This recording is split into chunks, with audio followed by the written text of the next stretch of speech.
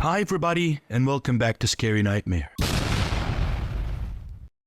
I was recruited for the project in August 2018. I just completed my 20th year in the military, 15th in Special Forces, and for the first time was considering leaving. Lost friends along the way, and the last of my family had just passed. Felt like it was time. I never had how I was feeling, and I think people understood.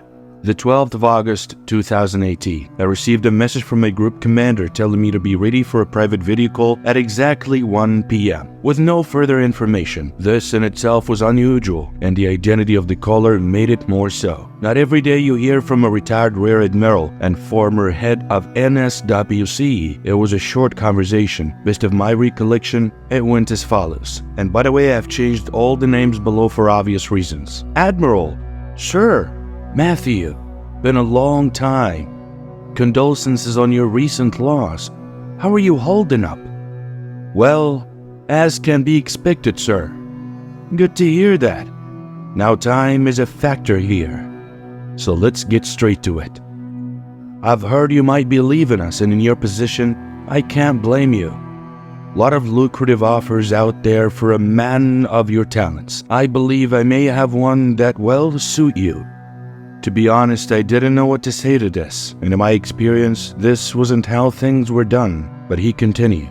I was contacted this morning by someone I respect, former ODNI, to ask if I had a suitable candidate for a team he is heading. To be clear, this is an SAP with a blank check, and when we ran through our conjunctions with some of our private contractors and assets, you were the obvious choice. No family, I thought, have out of the door already. So if you're interested, I'll pass you through to another call with the project leads. Give these men your consideration. Son, this is a unique opportunity to serve your country and be well rewarded. I cannot deny I was intrigued, as much as I'd been toying with the prospect of civilian life. It wasn't a comfortable feeling. I'll admit it scared me a little. The fear of being without purpose. At least that's how I imagined it at the time. Yes or no, Matthew? Yes, sir. Wise decision. In that case, my involvement ends and this discussion never took place. Understood? Understood, sir. He nodded to me and the screen went blank. My connection was routed to a platform I did not recognize. In the following minutes, I received download requests for some heavy-duty encryption and security software. Once they completed, a fresh call screen opened. There were two others present but no video or ID. Their audio carried a mild distortion, like some form of voice masking. The conversation only lasted 2 minutes. They gave me a brief overview of the project and what would be required of me. Dates and time. Officially, we would be employed by a private entity, as there could be no paper trail. No traceable association to any branch of government. Plausible deniability in case of catastrophic intelligence leak. The pay was more than adequate, and my immediate charge would be facilitated. What wasn't discussed were any details of the operation. They simply told me I'd be briefed on site. The call ended and one of those new security programs kicked in, cleaning itself and any trace of the last 15 minutes from my system. And that was how it began for me. I worked within this section purview for the next 4 years till I accepted the truth. We all know there are crimes committed in the name of our country, all manner of evils concealed by those in power. And my own silence was a part of that. As long as I kept their secrets, I was as guilty as they were. So I decided to tell my story. I've literally lost everything because of that choice. But I won't stop. I'll post the truth wherever I can until they find me. There's an old quote which stuck with me through the years, spoken 9 centuries ago by the King of Jerusalem. I think of it damn near every night. Words rising up in the quiet moments. As I drive through the night watching my mirror for a tale. As I give another false neigh at another cheap motel. As I sleep alone in the woods with a gun in my hand. I find myself whispering a prayer and a mantra and a curse. When you stand before God, you cannot say, but I was told by others to do. This or that virtue was not convenient at the time. This will not suffice. Indeed, it will not. So here we are, If you're hoping for scientific and technical detail on what I saw, sorry, I'm not the guy for that. I'm no PhD and all relevant intelligence was on a need-to-know basis. Compartmentalization is key to security. There are thousands of people all over the US who have worked on beyond top-secret projects and never had any idea what they were a part of. In the most basic scenario, I think of it like this. You need someone to drive a truck. Doesn't mean you need to know what is in it. Even the information I did learn of the project and its history were limited. I received some general scene setting and early briefings and picked up the rest over time. To the best of my knowledge, the site was discovered through irregularities on standard seismic scans. Some bright spark matched the coordinates with recorded satellite interference, then took a field to check it out. What they discovered worked its way up the ladder until someone senior enough made the decision to lock it down and bury everyone involved in NDAs. The land surrounding the anomaly was brought up through private third parties, and a mining concern created its cover. In August 15, I took a flight out of San Diego, arriving for pickup around 3 hours later. After 2 decades of traveling overseas, this was a genuine pleasure. I was collected by another ex-Special Forces operative. Let's call him Mark. We drove 8 hours, from city to suburb to empty plain, arriving in the mountains after dark. Mark wasn't much of a talker, but neither was I, so we got along just fine. After an hour of winding through moonlight forest, we reached our destination at exactly 2 a.m. Mark had a key code for the first gate, a vehicle-sized entrance and high perimeter fence. The road took us to a complex of buildings nestled on the mountainside. We were met there by 2 armed guards who escorted us from then on. They led us inside one of the larger structures and pointed out where our living quarters were located, then took us down a narrow set of stairs to a cold and empty basement. There were steel double doors built into the wall, maybe 20 feet wide, which accessed the interior of the mountain itself. We entered what had once been a natural cave network, now enlarged and extended through the recent excavation. A single powerful lit strip ran down the center of the ceiling, and there were cameras at every corner. It was a 5-minute walk through those stone passages before we reached the final checkpoint. This door was airtight, 6-inch thick steel, and must have weighed the better part of a ton. And on the other side was the project control center. It was a relatively basic setup, one equipment tower with computer stations on either side, a generator and several stacks of containers. And on the opposite side of this area, I saw a second airtight steel door. There were only 3 people present. First was a tall, thin male in his 50s, who introduced himself as Adam, which is obviously the on-site lead, as I also suspected that this would be one of the men that spoke with me over the video call. And next, we had Joanna, an intelligence analyst, an agency license. And lastly, we had Luke, who would be part of the security detail with Mark and myself. There were never many people present. In fact, I rarely saw more than half a dozen at any one time. The remaining 3 members of the team arrived in the next hour, and our initial briefing took place shortly after. Adam called everyone together and we introduced ourselves. I'd be leading the security team, and when there were no comms with base, just assume overall command. Mark and Luke completed my squad. John, a gray-haired physicist, would lead the science team. Peter was a geologist and the youngest of the group at 36. Ave was the third, a biologist with a deep South accent. Regards the team's numbers, in particular the 3-3 split, that was a concern. As far as I had been led to believe this was primarily a military operation, I had no idea what we would be facing, so didn't want civilians on the first trip down. I was overruled. Adam never said it aloud, but we were clearly under serious time pressure. I literally didn't discover why until several years later. The next morning, Joanna took us through to see the object which had brought us all day. The anomaly, she called it. Not gonna lie, there wasn't much to look at. Not at first.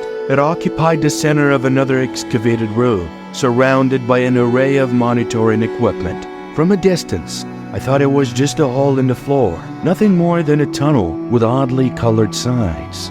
But on approach, I realized it was actually separate from the rock, a pale tube 15 feet in diameter, rigidly extending a few inches out from the stone encasing it. The material which formed it possessed a faint luminescence, a milky light which swelled or shrank in each passing moment. Despite this, when I stared down inside, I found the interior plunged rapidly into total darkness. At the mouth, there was also a mild disturbance in the air, tiny waves of heat and humidity which buffeted my skin. The surface of the tunnel was appeared to be in constant motion, reflecting and distorting any light which fell on it. The on-site team referred to this structure as biofilm. Though they never successfully acquired a sample to confirm its nature, it was only 2 inches at its thickest point, yet penetrating it in any way had proven impossible. Nothing was able to pierce the surface. Pneumatic drills, graphene blades, and even an infrared solid-state laser all failed. Force or radiation of any kind was almost instantly dissipated throughout the biofilm. The only measurable effect of any of these tests was a temporary increase in luminescence. And as for the interior, they tried sending drones down in early July. Both units were lost to electromagnetic interference in the first 50 feet, dropping lifeless into the dark like pennies in a well. To be fair to the team involved, there was no fucking around on the third attempt. They lowered a heavily reinforced and insulated instrument platform on steel wire cabling, the kind of unit that could survive a volcano or the ocean floor. That worked better until they ran out of cable at 2 miles. Then the next attempt came, and it was 7 miles this time. The readings these units returned were unusual to say the least. Inside the tunnel, there were no variation in temperature, humidity, or atmospheric pressure. No whatsoever. 32.3 degrees Celsius and humid as a rain of force every inch on the way down to 7 miles. Now, just for comparison, the land outside the caves overaged 12 degrees that month and dust dry. The air inside the tunnel was also tested for airborne toxins and other trace materials. This result was even stranger, as there was nothing detected. Not so much as a microbe, was if the atmosphere inside remained completely sterilized, despite being open to the air. And on August 10th, the sensor platform was lowered for a third time. This attempt halted at 9 miles, and they had found something this time. As I said in the last video of part 1, August 10th, the sensor platform was lowered for a third time. This attempt halted at 9 miles, and they had just found something. Then we had set our descent for August 17th at 8 a.m. in the morning. A lift had been constructed the previous day after a final delivery of equipment. It looked reassuringly sturdy and had a max carry weight of 20,000 pounds, so we would be well within safety parameters. The miles of cable had been arriving for days and were laid out everywhere you looked. Our gear was all excellent quality, third-generation night vision PAP respirators, but there was no indication yet we would require them. Custom-made Kevlar composite body armor, standard Glock 19 sidearms, and modified MK17 scars for the security detail. Not everyone favored weapon, but I never had an issue. We also used an interlinked video camera system where everything we saw and heard was recorded and could be viewed in real time or replayed by any other member. This system also included location trackers built into our helmets. If I was going to be petty, which I am, the chest rig had a fucking stupid design and the pockets weren't big enough, but no serious complaints. The lift had 2 sections. At the base was a detachable cargo area, which had packed with floodlights and generators.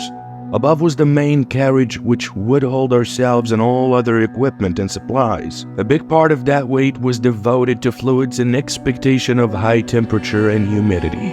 Mark, Luke, and myself had been through hotter with heavier gear, but the civilians were likely to struggle. The 6 of us entered the lift at 7:55 a.m. for final checks. I received a go-ahead on schedule, locked the gate in place, and we began our descent. The bioluminescence faded, and our harsher lights took over. Ava and Peter were visibly nervous, fidgeting and whispering to each other. I remember looking up and watching the circle of light above shrink as we left the surface behind.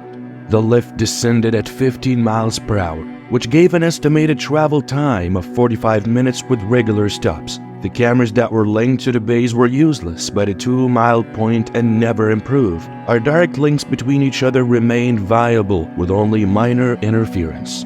Adam had warned us to expect headaches, fatigue, and sudden rises in body temperature due to the electromagnetic radiation, and though we all felt those effects to varying degrees, it was never as severe as originally feared. If I recall correctly, we made our stops every 2 miles. John would check the atmospheric stats each time before we proceeded. Ave made fresh attempts to take samples of the biofel without success. Little could be seen through the tunnel walls, but our geologist remained enthused. He told me something about the salt and water bearing minerals, which I'm sure would have been fascinating if I understood it. We reached 6 miles at 34 minutes. The only sound was the movement of the lift cables and our own breathing. The only light are flickering lamps. When we passed 7.7 miles, John asked for our attention. We're now deeper than the humans have ever even drilled.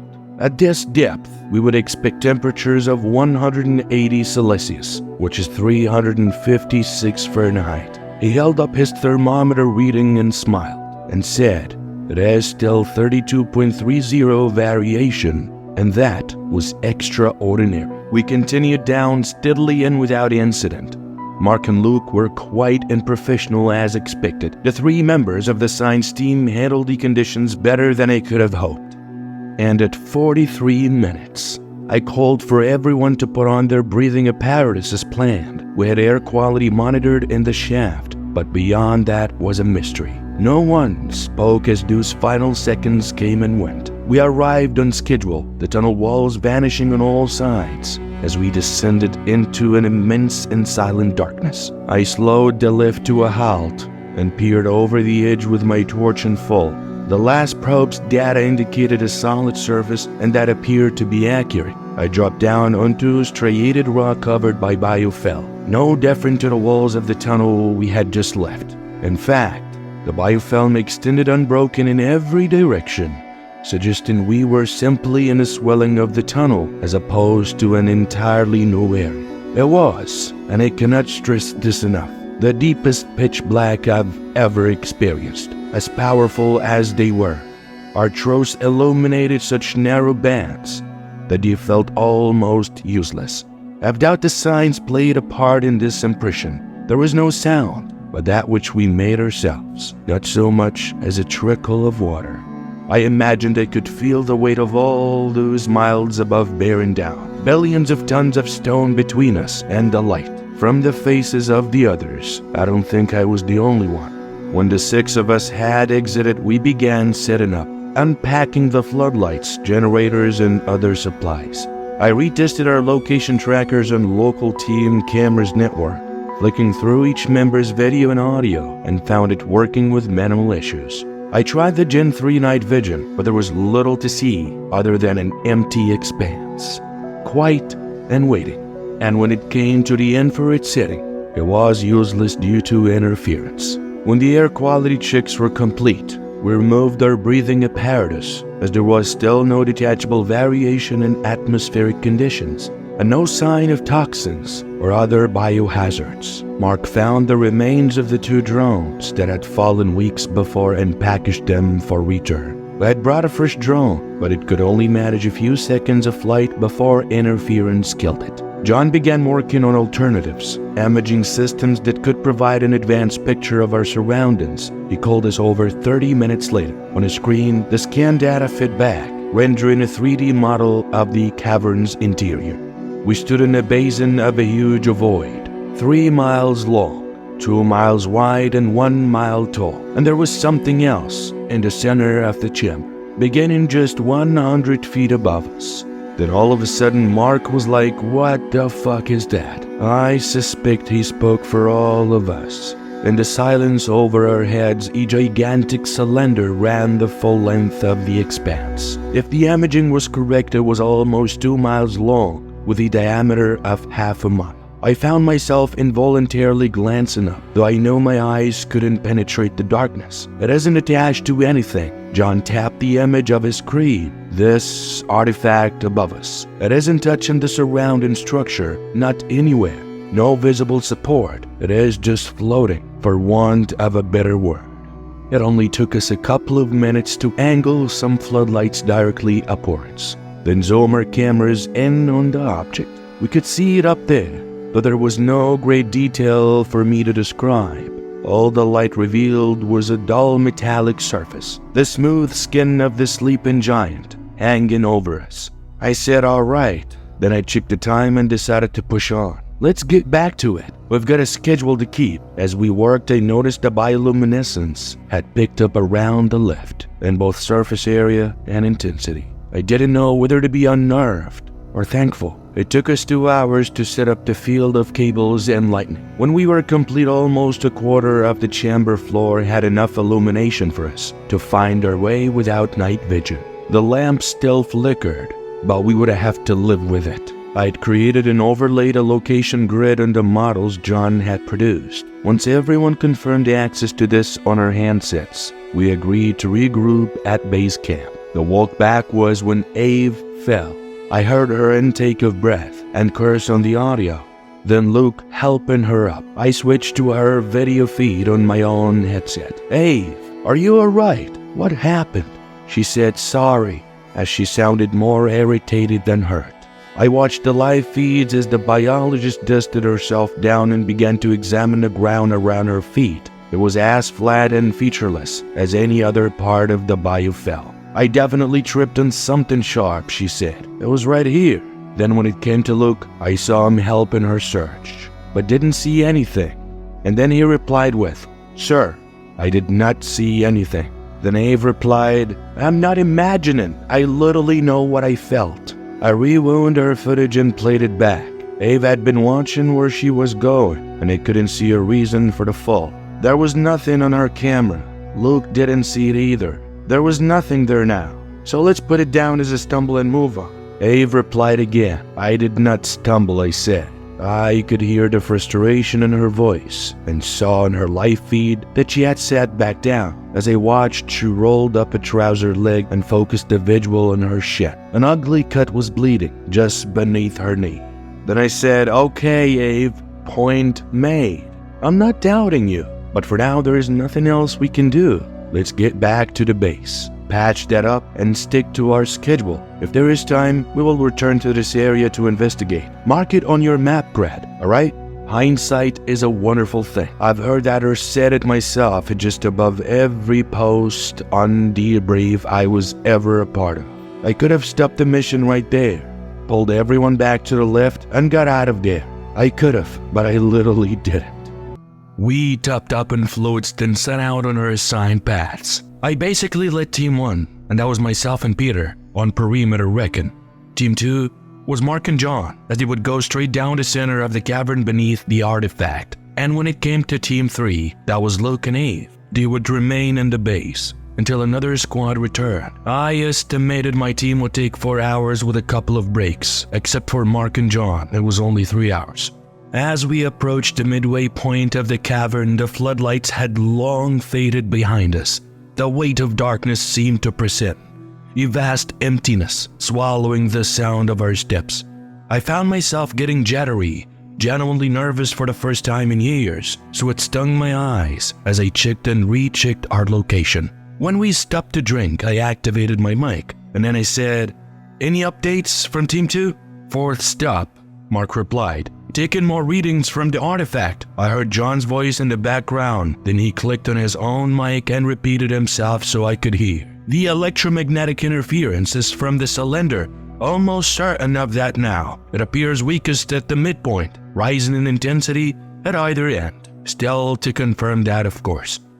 And when it came to Team 3, I was asking if everything alright, and immediately Luke's voice appeared. He said no issues, in a calm and an assured voice. He also said, "We completed the equipment diagnostics, so we're good to go when needed." I then noticed the camera's quality degrading with distance. It seemed like we'd lose contact with Luke and Ave by the time we reached the far end of the chamber. My train of thought was broken by Peter's hand on my arm. I turned and saw him pointing ahead. "I see a light," he said. "Grid Z109 maybe, or 110. I peered into the distance where he indicated. There was definite illumination there, a dull red which varied in intensity. I flicked the cameras back on. "This is Team 1. We may have found something. We're gonna investigate Grid Z109. The glow increased in size and strength as we approached, and when we got within 50 feet it became apparent that it was radiating from the biofilm wall, a fluctuating crimson shining through the material of the chamber. Then I realized it was moving and flowing slowly down the wall, then across the floor. It's lava! Peter was smiling broadly, his face bathed in red light, fascinated and amused in equal measure. He stepped forward and reached out for the glowing surface, placing his hand against it before I could stop him. "It's cool," he said with a laugh, waving his hand back at me. No heat transfer at all. It was that close that we could see the biofilm itself shimmering. Whatever substance it was made of, redirecting and disturbing the heat and pressure from the molten rock. As we stood and watched the flow surge beneath our feet, quickly growing to many times its original area and brightness, engulfing us both in its luminescence. My God, look at that! I followed Peter's gaze and my breath caught in my throat. The lava cast its light across the chamber, caressing all before in a sea of dark fire. And high above us was the gigantic artifact hung subtly revealed, still and silent and alien. "This is Team 2, John's voice interrupted us. "We found a discontinuity in the cylinder's surface. It is a narrow circular channel, faint light emanating from it. Approximate radius of 40 feet. Purely speculation, but perhaps an entrance of some sort." I tried to reply, but a burst of static left the audio crackling, and when I switched to John's video feed, it flickered too badly to see anything. "Hey, look," said Peter behind me. "The lava is cooling against the biofilm, fading already. I mean, that was 700 degrees at minimum." Team 1, Matthew." John's voice came through again. "This is Team 1, I replied. "Go ahead." Mark. Mark is missing. I turned and he was gone just seconds ago. It seems like I cannot see him, nor he's answering me on any communicating device." I pulled up the location trackers. Mark's had vanished and his video and audio were dead. "His gun is here though," John said. I switched to his video feed and saw the physicist pick up the MK-17. It was just lying there by itself. "Hey John, listen to me." I pulled up Mark's video history as I spoke. "Don't move, stay right where you are, and wait for my instructions." Mark's video cut out 90 seconds earlier. One frame he was watching John walk ahead of him. Next frame, the signal was gone. I ignored my rising heart rate and focused. "John, you read me?" "Yes, I'm here. I hear you." "Stay on the communicating devices. Do not leave this line. We will come to you. I have you at grid M101, correct?" Yes, that sounds correct. "Put all your lights on full and stay calm. We're en route." I realized I had already started towards him, and Peter was running behind me to catch up. "Team 1, Team 3, we may have an issue. Mark is MIA. Heading to last known location double time. Be ready to move if we require assistance." "No problem," Luke's voice, standing by. Seconds later, Mark's locator returned on tracking, but this video and audio remained out. According to the signal, he was only 30 feet from his last known position. "John, I need you to do something for me." "All right, are you close?" 4 minutes. "Look on your personnel tracker. Mark is back, northwest of you, very close. Do you see it?" "Yes, I see the signal." "Shine your lights in that direction for me." I watched his feed as he turned to the correct heading and aimed his torso. "What's that?" he said, no longer able to hide the tremor in his voice. I zoomed in the picture to be certain. "It's Mark's helmet," I replied, quickening my pace again. "Don't move." Then after 2 minutes, I heard Peter's ragged breathing behind me as he struggled to keep pace. I remember calling back to him that we were almost there. Then with a wavering voice, John was calling Matthew.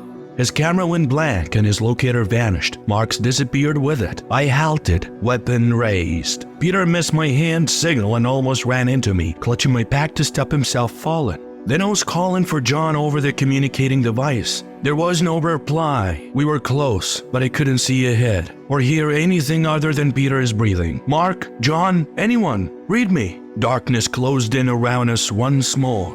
Invisible arms tightening their grasp. These decisions. I had potentially lost 2 of my team. Should I regroup or search? I mean, with so little idea of what had happened, either could be disastrous. Had Mark cracked under the pressure? wandered off, then returned and taken John? It didn't seem likely. The man was a professional, as experienced as I was. Then I had this question in the back of my head. I was like, was it 2 accidents back to back which cut off all contact? I mean, that seemed even less likely. And what did that leave? Hostels? I have no clue. Hey, Team 1 to Team 3. Luke, we have a problem here. Have you been listening? Sir, yes, sir. Every word. What's your situation? Oh, man. Was just about to call you, sir. The communicating device crackled as he spoke, but I could still make him out. May have a problem here too. I'm reading some failed floodlights on Team 2's road. Started right at the perimeter and working back towards us at base. 3, down now. Any ideas, sir? Nothing to do with us. I checked the system and he was right. All the outages were in a straight line from the furthest edge of lights towards the left. A 4th flashed out as I watched. I could feel things spiraling out of control. Look, I cannot risk more people hunting for Mark and John. I have no idea what we're facing. I'm returning to you. Hold your position. Yes, sir. We then began moving again, back to base at the best speed Peter could manage. On the display, I watched the line of floodlights continue to flick out. Luke, sit rep. Oh, lost more lights. Just 2 left on this grid line. Eve said she tried the thermal imaging. I heard her voice in the background, fast and rising, frightened. Luke, what is going on? Weapons fire in the distance. 2 bursts from an MK-17. I froze and stared in the direction of the sound. On my tracker, their signals vanished. I dropped to one knee and scanned every patch of light ahead through my scope. Peter was at my shoulder gasping for breath. What the freak was that? That's why he said. Then quietly I cut him off, and I was calling for Luke and Ave. I said, Luke, Ave, someone answer me. And I got no reply. There was nothing on any line but static. Holy moly. My heart was racing in an unexpected way. I looked at the grid where the floodlights went out. There was a second line of failures forming now. A new path which led away from the left towards us. I wavered. Despite all my training and experience, I was afraid.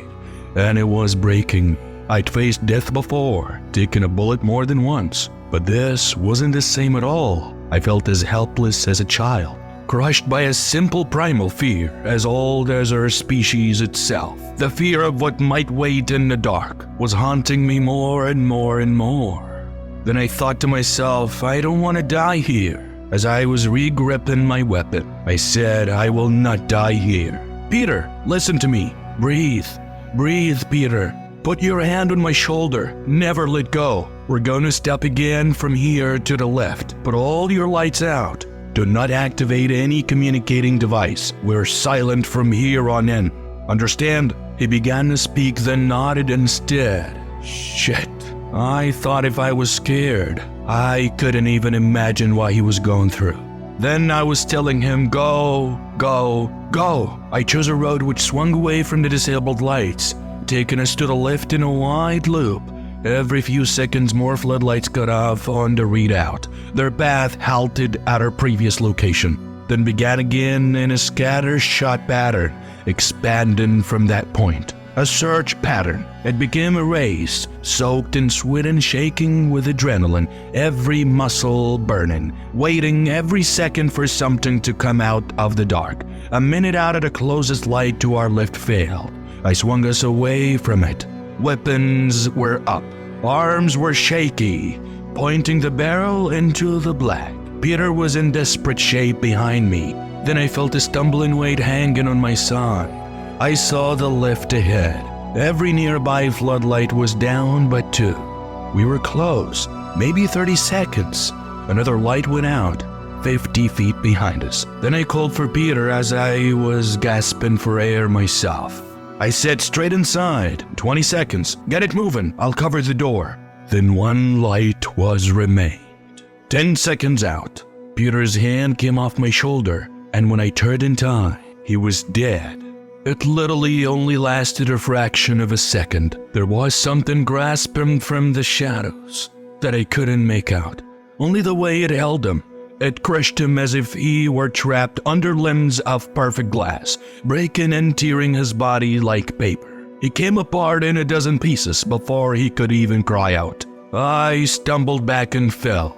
As blood was spraying across the ground and sinking into the biofell, my weapon was hung limp in my hand. I hadn't even fired, didn't even know what to shoot at. I scrambled away on all fours, then back to my feet and through the lift gate. Then I had my finger on the trigger and I was in. One hand working the panel and the other trying to keep my weapon. The lift began to ascend. I literally left all of them behind. Sometimes I wonder to myself whether if I'm guilty or no. I mean, I'm posting this because it is the right thing, the moral thing, to give people the truth. I'm not lying to myself. I just feel a high sense of guilt, and I don't know. In the grand scheme of things, do my reasons even matter? All that matters is the truth. People have a right to know what is coming. More than that, they have a right to know what is already here. I set the lift to max ascent speed of 30 miles per hour. It would get me to the surface in 18 minutes. Exhaustion took over. I slid to my knees, pulled off my helmet and poured water over myself. I was on my knees in a corner, as my forehead was against the cool metal beside the communicating device panel. Every detail raced through my mind over and over. Every mistaken failure and misjudgment. Then I started getting intermittent signals from some of the communicating devices around 2 miles.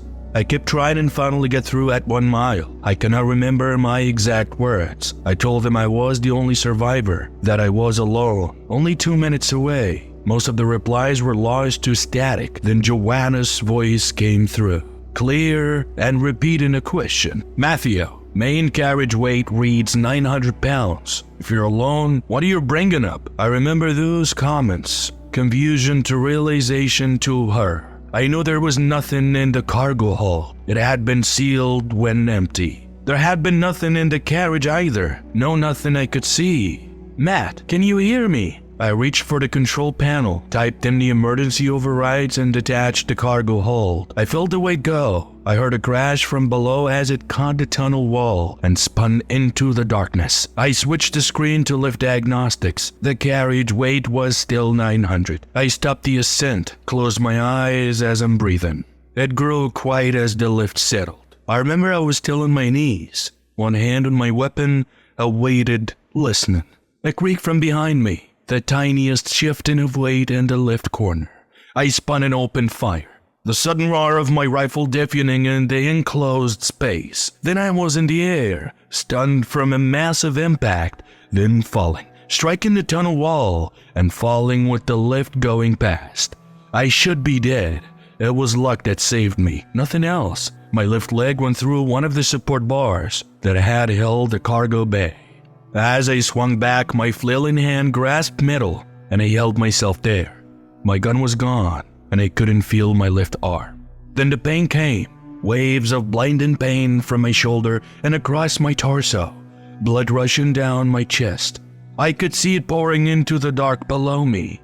As I fought to pull myself up, I heard and felt more movement above me. A sudden jerk, as weight was lifted, then the scrape of something on the cables, shaking the entire lift back and forth. Whatever had been in there with me was climbing the rest of the way out. Then after that, Joanna was calling for Matt, asking him what is going on, as she heard the weapons fire. I realized only a few seconds had passed since I'd opened fire. She literally just kept calling for Matt. Then it cut out for the last time. I heard gunshots from above. Many gunshots and lots of screams. I have no idea how long it took me to get back up. I was faint and in shock from blood loss and trauma. I don't even remember activating the lift. There was a hole clean through the ballistic plate in my body armor and shoulder. My NK-17 was on the floor, crushed like a soda can. The areas above were a disaster. Dead bodies and destroyed equipment, Adam and Joanna. What remained of them were in the control room. The huge airtight steel door had been torn out of the wall and tossed aside like it was made of cardboard. I was the only one left alive, and the thing I had brought to the surface was gone. And that's it for today's story, guys. If you guys love the living hell out of it, smash me that thumbs up button right now and leave a comment down below with all of your suggestions.